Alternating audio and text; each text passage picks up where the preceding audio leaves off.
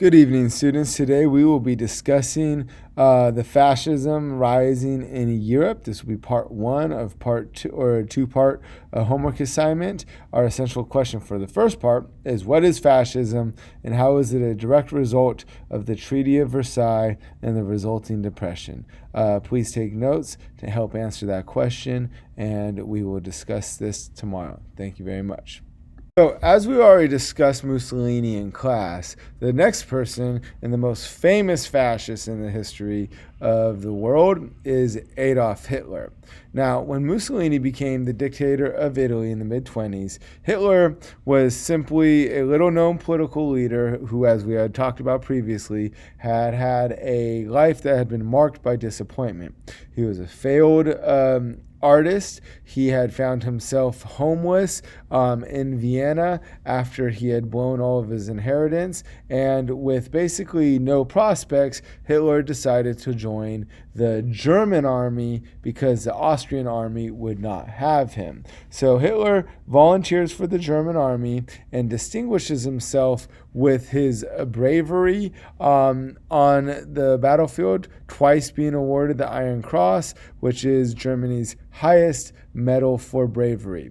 But after the war, once again, Hitler found himself as a loser with no prospects. And this was very troubling for him, especially considering that he fought so distinguishedly for this new country that he had adopted.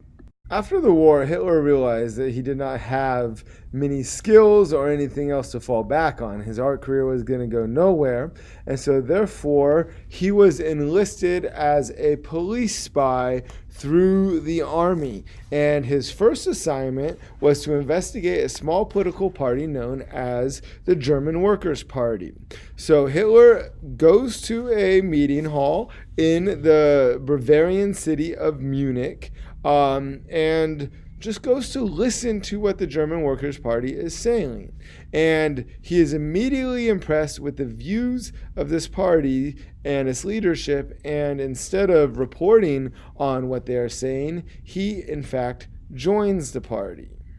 The major focal point of the philosophy of the German Workers' Party is that Germany had been stabbed in the back by the Treaty of Versailles, and that there was a conspiracy against the German people to keep them down, and that a unified Germany would eventually rise out of the ashes. Now, later, this party would become known as the National Socialist German Workers' Party, and they would shorten this to Nazi. Now, the policies of this party would form the German brand of fascism that we would eventually refer to as Nazism. Now, the Nazi Party was formed, like I said, out of resentment over the Treaty of Versailles, and specifically of the economic hardships and the restraints that the Treaty of Versailles placed on Germany. Number one, the idea that Germany would have to pay reparations for all of the war and how Germany lost much of its industrial homeland. The Nazi Party would go on to choose one of the most infamous symbols in all of history, the swastika. Now, the swastika had been used for thousands of years as a symbol of power and influence. It was used in Buddhism, it's used in Hinduism, it's even used here in the Americas by the Navajo Native American tribe. However, Hitler flipped the swastika, which in turn flipped its meaning, and it was no longer just a meaning of power, but it was also a meaning of destruction. Swastikas were oftentimes seen in the trenches of World War I, and again, they were seen as a good luck talisman there as well. As I noted within talking about Benito Mussolini, a major portion of growing a fascist movement is to have people to intimidate others who don't believe in you. And the Nazis took a page directly out of Mussolini's Black Shirt movement and created their own private militia called the Sturmbanntilgung. I don't know how to say that in Germany, but otherwise known as the Storm Detachment or Stormtroopers. Oftentimes they would also be called brown shirts because of the brown uniform that they wore, thus identifying themselves with the simple color, very much like Mussolini's black shirts. The SA, as they were often noted shortly, were made up of working class Nazis that again were looking for a place to belong in severely economically depressed Germany. And just like their black shirt predecessors, they were prone to creating a lot of street violence, fighting, picking or jumping, and just generally destroying anybody who disagreed with their ideology or in any way got in their way. As I noted before, Hitler was a huge fanboy of Mussolini.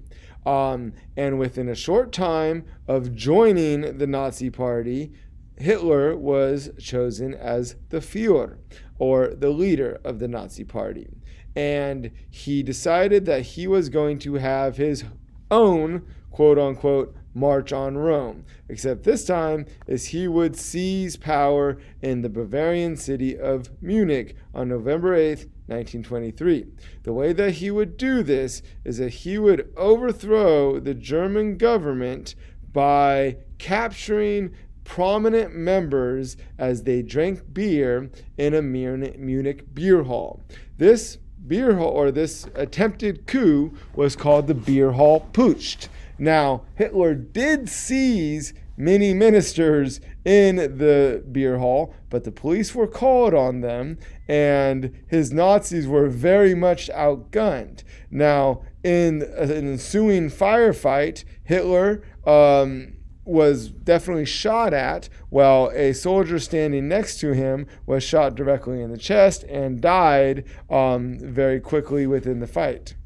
Now, the fallout of the Beer Hall Putsch was that Hitler was tried for treason, and he was sentenced to a very light 5 years in prison. The rest of the Nazis sort of disbanded, as they were technically outlawed in Germany from there on. Hitler would only serve 9 months of his 5-year sentence. Again, an extremely light sentence for treason. And this 9 months would be one of the most pivotal times in Adolf Hitler's life. It would be a time where he would be able to create and put together his philosophies in a book that he would publish when he got out.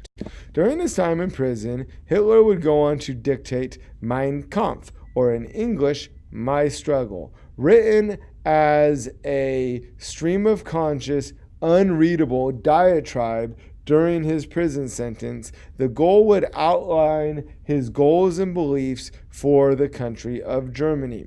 The first one was that he asserted that Germans were a master race descended from a mythical beings called the Aryans. Now, the Aryans, as this master race, were better than everybody else, and they had what we would kind of refer to as superpowers. He also would express his outrage over the Treaty of Versailles. Hitler saw the Treaty of Versailles as the outcome of a conspiracy by a cabal of Jewish elites as well as capitalists in order to take over Germany and basically destroy the Germany that they had seen previously because it was becoming too powerful. The third thing that he outlined in the book was the idea of Germans' need for what we would refer to as Lebensraum. Now, Lebensraum is German for living space. Basically, the idea that this master race of Germans needed to be able to spread out, and specifically they wanted to spread out east, taking over new countries such as Poland, Lithuania, Estonia, Latvia, and parts of Russia, and reincorporating countries like Czechoslovakia, Austria, and Hungary. Germany, or Hitler's idea for Germany, was that the people in those countries, specifically Jews and Slavic people, were people who were not worthwhile living. And so therefore, again, ideas of fascism, it was the right and the privilege of the Nazi people to take over said countries. Thank you for listening, and please answer the essential question: what is fascism, and how is it a direct result of the Treaty of Versailles and the resulting depression? All right, thank you, and we will discuss this more and more from Mein Kampf tomorrow in class. Thank you.